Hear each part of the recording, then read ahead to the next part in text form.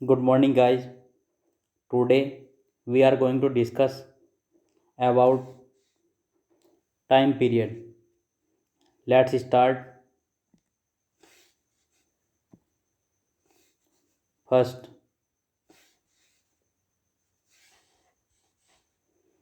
प्रश्न काल, question our. क्या होता है प्रश्न काल?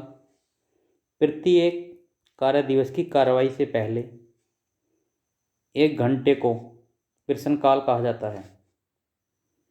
साधारण भाषा में समझें तो संसद के प्रतिदिन कार्रवाई होने से पहले का जो 1 घंटा होता है उसको प्रश्नकाल कहते हैं। उद्देश्य, इस समय सांसद सरकार से प्रश्न पूछते हैं। ये प्रश्न सरकार के कार्यों, नीतियों और निर्णयों के बारे में जानकारी प्राप्त करने या जवाबदेही तय करने के लिए पूछे जाते हैं। नेक्स्ट, सरकार मंत्रियों को इन प्रश्नों का लिखित और मौखिक उत्तर देने के लिए बाध्य होती है।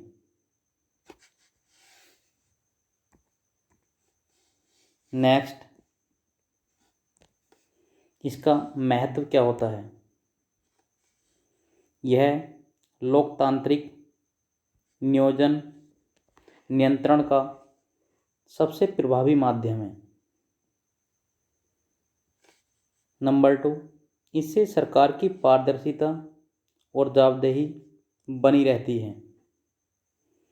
उदाहरण देखें, यदि किसी सांसद को रेलवे सुरक्षा को लेकर चिंता है तो वह रेल मंत्री से प्रश्न पूछ सकता है कि पिछले वर्ष कितनी दुर्घटनाएं हुई और सरकार ने क्या कदम उठाए।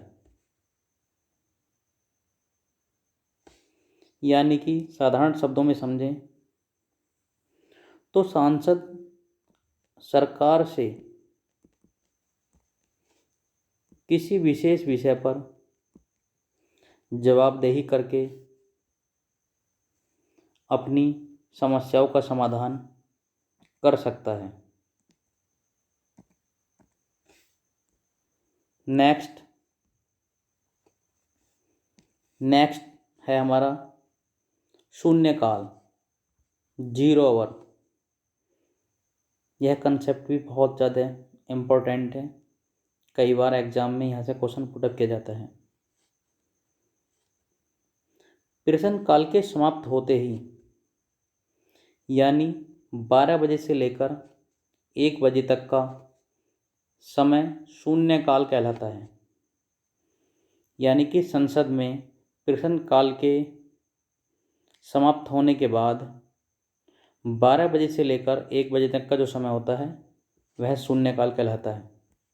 इसका उद्देश्य क्या होता है? यह संसद की आधिकारिक कार्यसूची में शामिल नहीं होता है। यह पॉइंट बहुत इम्पोर्टेंट है। क्वेश्चन यहाँ से भी पुटअप किया जा सकता है कि संसद की आधिकारिक कार्यसूची में कौन सा काल शामिल नहीं होता है?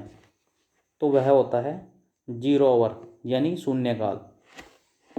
इसमें सांसद जनहित के किसी भी महत्वपूर्ण विषय को तत्काल उठा सकते हैं।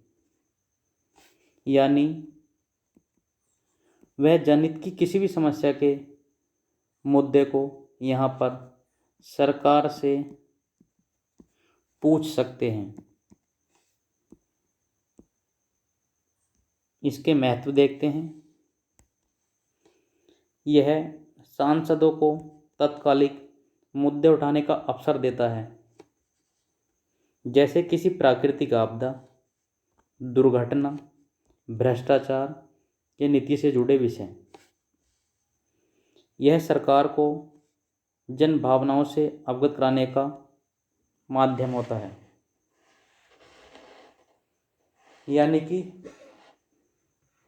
सरकार को इसमें अवगत कराना होता है कि लोगों को क्या क्या परेशानी का सामना करना पड़ रहा है।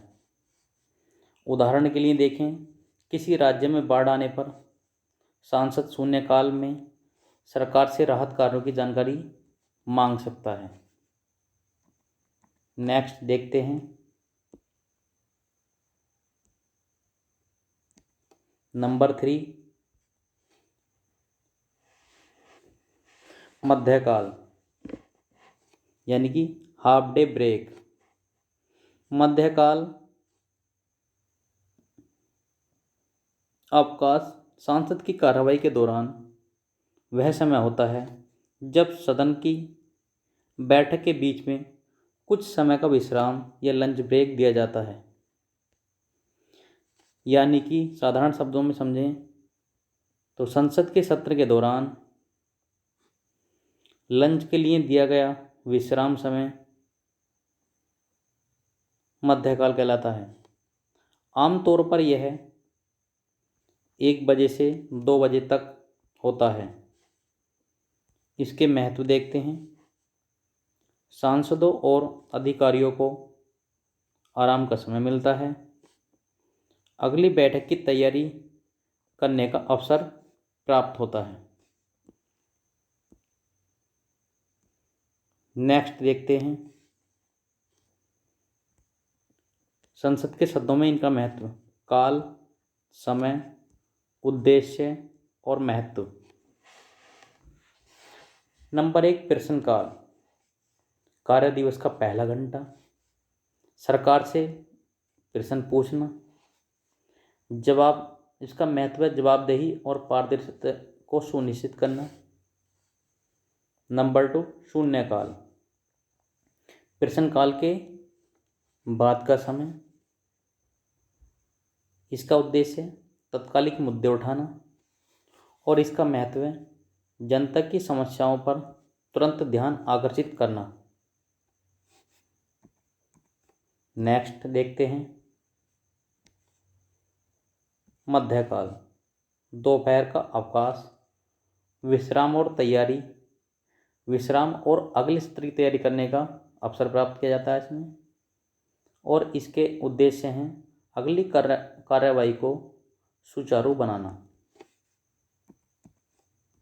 नेक्स्ट, संक्षिप्त में इसको इस प्रकार भी समझा जा सकता है, यानी कि 11 बजे से 12 बजे हमारा प्रश्नकाल होता है। नेक्स्ट, उसके बाद 12 से 1 बजे शून्यकाल होता है और 1 से 2 बजे के मध्य हमारा मध्यकाल यानी विश्राम समय होता है। इसको सही से नोट कर लेंगे, ये पॉइंट बहुत ज़्यादा इम्पोर्टेंट है।